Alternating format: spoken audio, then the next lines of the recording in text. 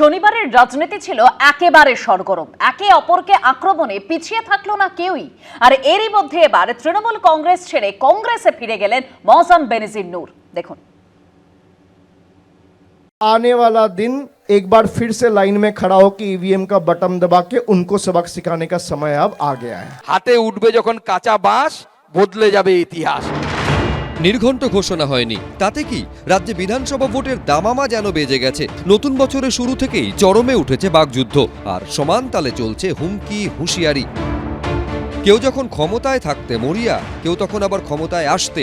শুক্রবার দক্ষিণ 24 পরগনার বারুইপুরে রণসংকল্প সভা করেছিলেন অভিষেক বন্দ্যোপাধ্যায়। আর শনিবার আলিপুরদুয়ারে চা শ্রমিকদের মন জয়ের চেষ্টা করলেন তৃণমূলের সর্বভারতীয় সাধারণ সম্পাদক। আগের দিনের মতো এদিনও তার সভামঞ্চে তৈরি করা হয়েছিল র্যাম্প। সেখান থেকেই বিজেপি সাংসদদের সাপের সঙ্গে তুলনা করলেন অভিষেক বন্দ্যোপাধ্যায়। बीजेपी का 18 सांसद था, 6 हार गए, 12 पे आ गए। लेकिन बीजेपी के सांसद और सांप एक है। मौका मिलेगा तो आप ही को काटेगा। इस बार तृणमूल को पूरी ताकत के साथ आप जिताएंगे। फिर अगर आपको नहीं लगा कि भाई तृणमूल को जिता के फायदा नहीं हुआ, फिर आपको 29 में वोट देने का मौका मिलेगा। हटा देना। যখন এইভাবে বিজেপিকে আক্রমণ করলেন অভিষেক বন্দ্যোপাধ্যায়, তখন পশ্চিম মেদিনীপুরের দাসপুরে পরিবর্তন সংকল্প সভা থেকে হুঁশিয়ারি দিতে শোনা গেল সুকান্ত মজুমদারকে। মোটা বাঁশ নেবেন, বাঁশ নিয়ে তার উপরে ঝান্ডাটা রেখে পেরেক দিয়ে মেনে দেবেন। তাহলে দুটো সুবিধা আছে, মোটা ডান্ডা হবে, ভালো করে ধরাও যাবে, মারাও যাবে যখন প্রয়োজন পড়বে। আর ঝান্ডার দিকটা দিয়ে মারলে পরে পেরেকটাও থাকবে, ওটা দিয়ে ভালো করে লাগবে। শনিবার ধূপগুড়িতে পরিবর্তন সংকল্প সভা করেন বিজেপি নেতা মিঠুন চক্রবর্তীও। টিএমসির অ্যাকচুয়ালি পুরো নামটা কি জানেন? Terror manufacturing company. এরা টেরার তৈরি করা ছাড়া কিচ্ছু জানে না। মিঠুন চক্রবর্তীর নামে জীবনে একবারই এমপি লেখা ছিল, সেটা কিন্তু তৃণমূল কংগ্রেসের এমপি। একটা অকৃতজ্ঞ, বেঈমান, দলবদলু, সুবিধাবাদী, গিরগিটি, তার আবার মুখে সব কথা কিসের? এসবের মধ্যেই বিধানসভা ভোটের মুখে তৃণমূল ছেড়ে কংগ্রেসে ফিরলেন রাজ্যসভার সাংসদ মৌসম বেনজির নূর। আমি আজকে তৃণমূল কংগ্রেস থেকে রিজাইন করেছি। আমাদের নেত্রী মমতা বন্দ্যোপাধ্যায়, ওনাকে তৃণমূল কংগ্রেসের নেত্রী, ওনাকে আমি রেজিগনেশন লেটার অলরেডি পাঠিয়ে দিয়েছি। একদিকে চলছে এসআইআর এর শুনানি পর্ব, অন্যদিকে হুমকি হুঁশিয়ারিতে সরগরম ভোটমুখী পশ্চিমবঙ্গ। শুভেন্দু ভট্টাচার্য, সোমনাথ দাস, বিটন চক্রবর্তী, এবিপি আনন্দ। গতকাল আমরা দেখলাম একদিকে ভাটপাড়া সভা থেকে তৃণমূল সরকারকে উৎখাতের ডাক দিলেন বিরোধী দলনেতা শুভেন্দু অধিকারী, আর অন্যদিকে আলিপুরদুয়ারের সভা থেকে পাল্টা বিজেপির রিপোর্ট কার্ড পেশের দাবি তুললেন অভিষেক বন্দ্যোপাধ্যায়। এসআইআর থেকে উন্নয়নের পাঁচালী, একাধিক ইস্যুতে চলল আক্রমণ, পাল্টা আক্রমণ। ভেনিস কুমার कौन है पता है? जिंदा लोगों को भूत बना देते हैं। इससे बड़ा जादूगर मैंने आज तक पूरे देश में नहीं देखा। এসআইআর করতে দেব না কে বলেছিলেন? আরে ভাই কি হলো, এসআইআর করতে দিলেন কেন? তোমারই বিএলও তো, তুমি দিয়েছো ৮০,৫০০, তোমারই এই আরো তুমি পেরেছো আটকাতে। পৌষের কনকনে ঠান্ডাতেও রাজনৈতিক উত্তাপে ফুটছে পশ্চিমবঙ্গ। শনিবার একদিকে উত্তরের আলিপুরদুয়ারে সভা করলেন অভিষেক বন্দ্যোপাধ্যায়, অন্যদিকে দক্ষিণে ব্যারাকপুর লোকসভা কেন্দ্রের ভাটপাড়ায় পরিবর্তন সংকল্প সভা করলেন শুভেন্দু অধিকারী। আর দুই সভা থেকেই একাধিক ইস্যুতে উঠে এলো আক্রমণ, পাল্টা আক্রমণ।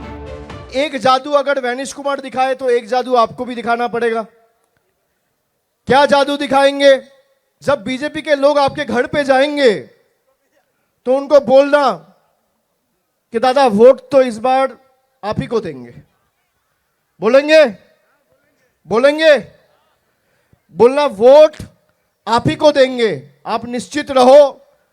और जिस दिन चुनाव देने का, मतदान करने का दिन होगा, उस दिन लाइन में खड़ा होकर जोड़ा फूल को वोट देना है। तो उनको लगेगा भाई क्या मैजिक हो गया, सब तो बोला था कि कमल पे वोट देंगे, जोड़ा फूल में कैसे वोट हो गया? भाई ज्ञानेश कुमार अगर मैजिक दिखा सकता है तो अलीपुरद्वार के लोग भी मैजिक दिखा सकता है। We are not hurried. আমরা বলেছিলাম 5ই মের মধ্যে যদি সরকার করতে হয়, ফেব্রুয়ারিতে ভোটার লিস্ট বের করতে হবে, নইলে ভোট হবে না। ভোট না হলে সরকার হবে না, আর সরকার না হলে আমাকে বলতে হয়নি, আমি আগে বলেছিলাম, এখন মুখ্যমন্ত্রী বলছেন রাষ্ট্রপতি শাসন হয়ে যাবে, তো তাই আমাকে মেনে নিতে হয়েছে। আরে আপনাকে আরো অনেক কিছু মানতে হবে। আলিপুর দুয়ারের সভা থেকে বিজেপিকে কার্যত দিল্লি পাঠিয়ে দেওয়ার হুঁশিয়ারি দিলেন অভিষেক বন্দ্যোপাধ্যায়।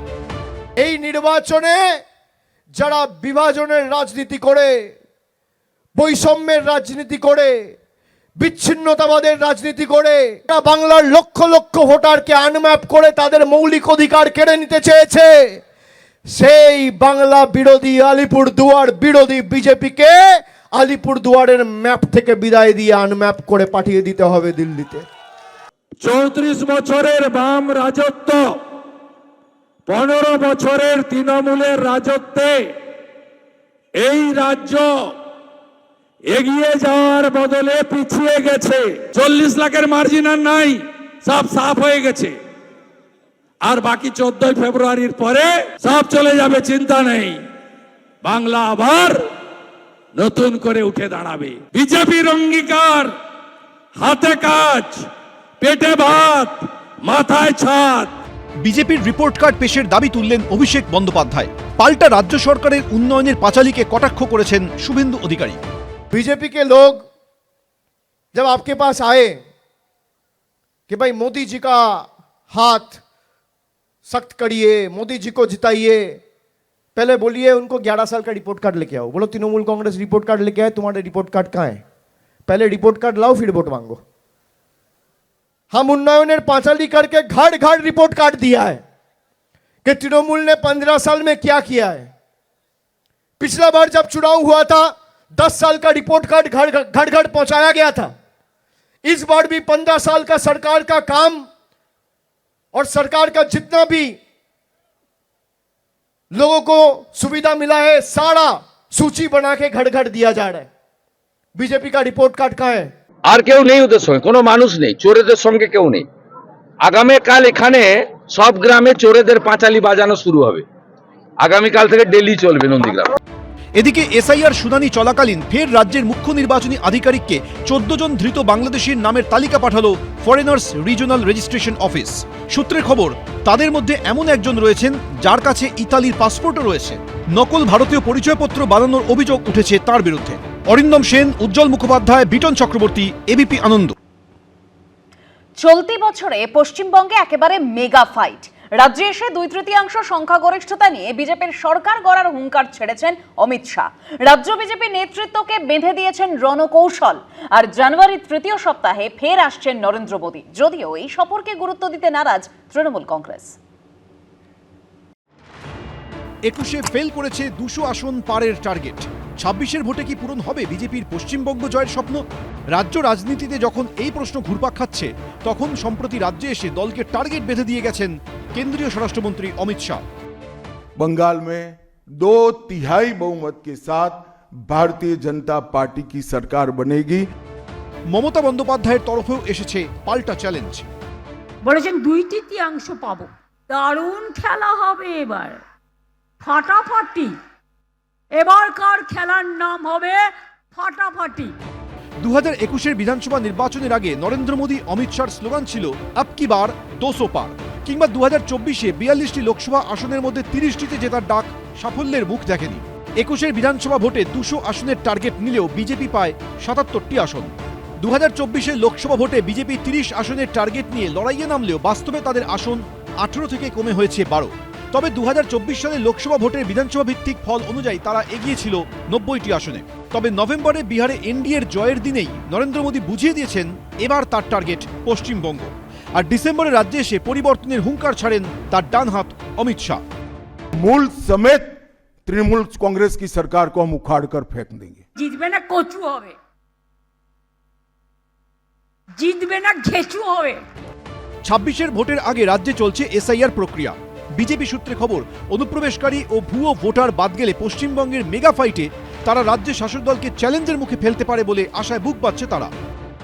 इन्होंने मां माटी मानुष का नारा दिया था। माटी घुसपैठिए और माफिया कब्जा कर कर रखे हैं। कितने लोग बांग्लादेशी हैं और कितने लोग रोहिंग्या हैं, जरा इसकी सूची आप सार्वजनिक करें। এই চ্যালেঞ্জ পাল্টা চ্যালেঞ্জের মুখে এলাকায় এলাকায় পথসভা ও মিটিং করে তৃণমূলের দুর্নীতি ও অপশাসনের বিরুদ্ধে জোরদার প্রচারের লক্ষ্য নিয়ে মাঠে নামছে রাজ্য বিজেপির প্রথম সারির নেতারা। এমনটাই খবর বিজেপি সূত্রে। অমিত শাহজি আমাদের টার্গেট বেঁধে দিয়ে গেছেন। অমিত শাহজি একটা সুন্দর করে একটা ছন্দে চলার জন্য শুরুয়াত করে দিয়ে গেছেন এবং সেটারই আমাদের চলবে। এবং দিলীপ দা বলুন, শ্রমিক দা বলুন, শুভেন্দু দা বলুন, সুকান্ত দা, সবাই আমরা একসাথে মিলে আমরা আগামী দিনে লড়াই করব। অমিত শাহ আসবেন, অমিত শাহ যাবেন। 2021 সালেও অমিত শাহ এসছিলেন, অমিত শাহ গেছেন। ওনার নেতা নরেন্দ্র মোদী এসছিলেন, নরেন্দ্র মোদী গেছেন। বাংলার মাটি শক্ত ঘাঁটি, সেখানে বাংলার মানুষ কিন্তু আগামী দিনে সিদ্ধান্ত নেবে এবং মানুষের আশীর্বাদ মমতা বন্দ্যোপাধ্যায় এবং অভিষেক বন্দ্যোপাধ্যায় এর নেতৃত্বে তৃণমূল কংগ্রেসের উপরে আসবে এবং তারাই ক্ষমতায় আসতে চলেছে। অর্থাৎ আমরা চতুর্থবারের জন্য ক্ষমতায় এসে সরকার করতে চলেছি। চলতি মাসে ফের পশ্চিমবঙ্গে আসার কথা প্রধানমন্ত্রীর। বিজেপি সূত্রে খবর, আগামী 17 জানুয়ারি মালদা এবং 18 জানুয়ারি হাওড়ায় সভা করার কথা রয়েছে নরেন্দ্র মোদীর। এবিপি আনন্দ। এবিপি আনন্দ, এগিয়ে থাকে, এগিয়ে রাখে।